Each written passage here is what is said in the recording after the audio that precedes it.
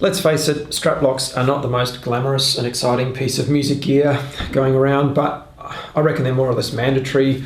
I've got them on all my instruments, and I really can't imagine gigging or going to rehearsals or getting amongst it without them on my guitars.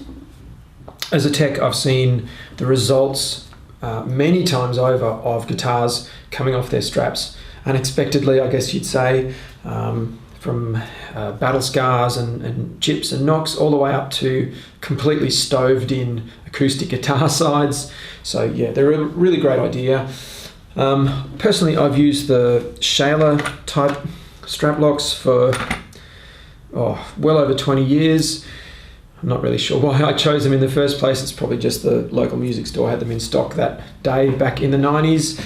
But there is one thing I do like about them, and that is that the strap buttons can actually be used with a regular strap, just in case you get caught short and you leave your strap with the locks on it at home and you have to borrow a strap or whatever. You can get through the gig. However, if you do that, you have to be very careful, because these obviously have a much smaller diameter flange on them than a standard button. Plus, I think the waist is a little thicker, so there's much less for a strap to grab onto. So you do have to be careful, but it will get you through the gig if you're caught short.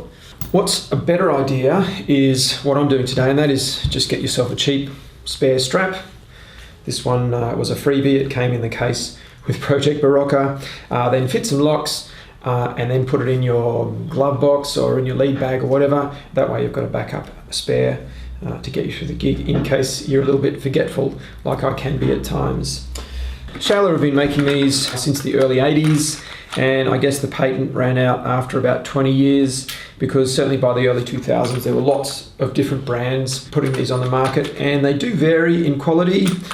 And these days, just like everything else, there are strap locks that are made very cheaply in China, and you pick them up very cheaply on eBay and so on. And I've got to say, I've seen those a few times, and I would really recommend against using them. The machining on them is nowhere near as accurate as the good quality ones. The little catch in there is actually really, really loose in my experience, and the spring is quite soft as well. I've also noticed on a few guitars that have come through that the buttons from the cheap ones won't actually fit into the genuine Schallers, or they jam in there. So that's not cool, because the idea, of course, is that you can use any strap you've got on any of your guitars if you keep it consistent. So yeah, spend the bucks and get a good quality set from a reputable supplier. Having said that, I don't think that Schaller still make them exactly like they have done in the past. These are some new old stock ones that I've had kicking around for quite a few years. I was looking at them online, and they actually have a big thumb wheel now instead of a nut, which seems cool. But the best thing about them that I've read is that they don't actually rattle. So I'm thinking about getting a set for my acoustic bass guitar, because the strap can creak and rattle a little bit on that instrument. With a piezo pickup, you can actually hear some of those sounds through the PA sometimes. So yeah, I think I'll have to give those a go on my acoustic bass guitar. As for installing these, installing the buttons, it's not rocket science. Use your brain, make sure you've got the right size screwdriver so you don't chew out the Phillips head. The other thing I would say is that buttons, locking or otherwise, are really prone to loosening off and backing out of the guitar. It's very tempting just to tighten them up and then tighten them up again and then over tighten them. And of course, because the screw is going into end grain, you'll just strip the threads in the hole, and then you've got to do a sort of minor repair, and it's not ideal. So what I normally do when I install strap buttons is actually put a little bit of Titebond in the hole with a toothpick or something, and then just a little smear on the threads. It might sound a little drastic, but the idea is not to glue the screw in place. So certainly don't use super glue or polyurethane glue, and definitely don't use epoxy for this. The idea really is just to sort of wet the wood fibers so they swell a little, and also to fill some of the voids around the threads so that you can actually install these without having to over tighten them. Any carpenter or woodworker will tell you that putting a screw into end grain is never a great idea, but of course on a solid body guitar where the buttons are, you've got no choice. I've never had a problem backing a screw out that's been put in to end grain with a few drops of Titebond. It's always come out just fine. But I think if you did and the screw was somehow glued in there, then a little bit of heat, I think, on the head of the screw with a nice soldering iron, it would come out pretty easily. Putting the locks on the strap, however, is kind of where I go off script. I just find that with a typical strap like this, the hole in it is a much smaller diameter than what you have across these threads, which I think is about 10 millimeters. And I just find that the leather really sort of distorts getting it through there. You also have a very small surface area. This sort of footprint on the top side of these locks doesn't really have a lot of contact surface with the bottom of the strap.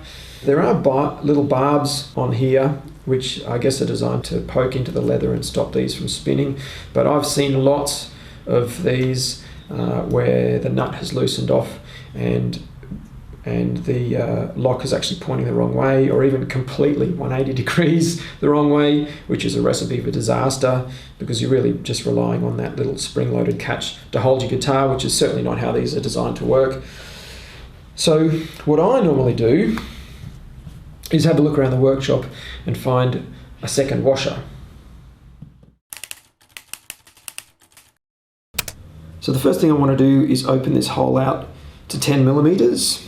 And if you've got a leather punch that's 10 millimeters, obviously that's probably the easiest way to do it, but I don't, so I'm going to drill it out. And the way to do that is actually start with a piece of scrap that you've drilled a 10 mil hole in. Put another piece of scrap on the edge of my bench.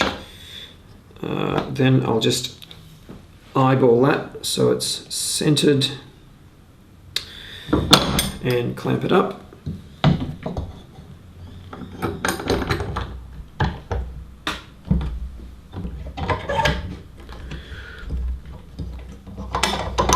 So I've got that really firmly clamped down.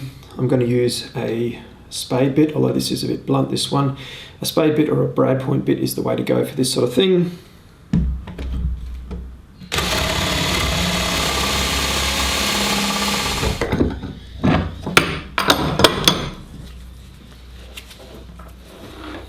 So that gives you a nice clean 10 millimeter hole.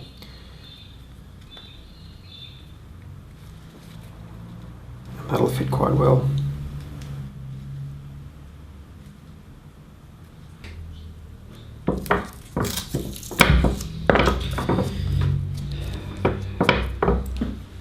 So now I've softened those jaws, I'm going to put this guy in the vise. It doesn't have to be that tight. And I want the top about 1 mil or 2, just proud of the top of the vise. Then, perhaps strangely, I guess, I'm actually going to remove these barbs, just file them down until they're flush. But you'll see why that is in a sec. This is a file I use for fret ends. I've actually ground the 2 sides off. It's good for this because I'm not going to mar up the threads. You could use a 3-corner file, or you could use, well, there's lots of different files you could try. I've also ground down a small sort of embossed little logo, or whatever that is, a few letters there as well, so it's nice and flat. The next step is to get your washer that you're going to put on the bottom, and I've got some 120 grit paper, and I'm just going to scuff it up on both sides.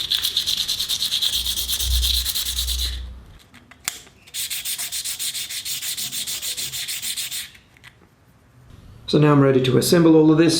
So the first step is just to put 3 little drops of super glue on the top ledge of this. Then I'm going to lay this washer that I've scuffed on there, and again just probably 2 or 3 drops of super glue on this guy as well. Then I can put the strap on, obviously aiming it the correct way, followed by the other washer. Then I'm going to use just a single drop of medium Loctite, followed by the nut. Then I can just cinch that up with a 13mm socket. Doesn't have to be too tight.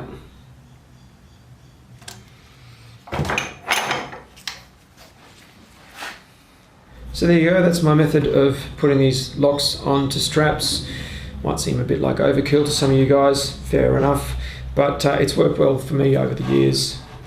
The leather sits nice and flat, it's clamped between quite a large surface area between those 2 washers, and a few drops of CA on the bottom side means that even if this nut did loosen off, it's very unlikely to spin out of alignment.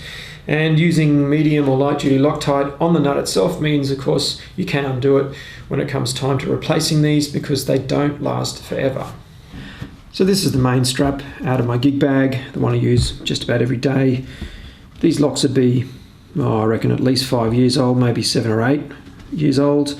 And eventually the button will wear this sort of groove around the spring-loaded catch.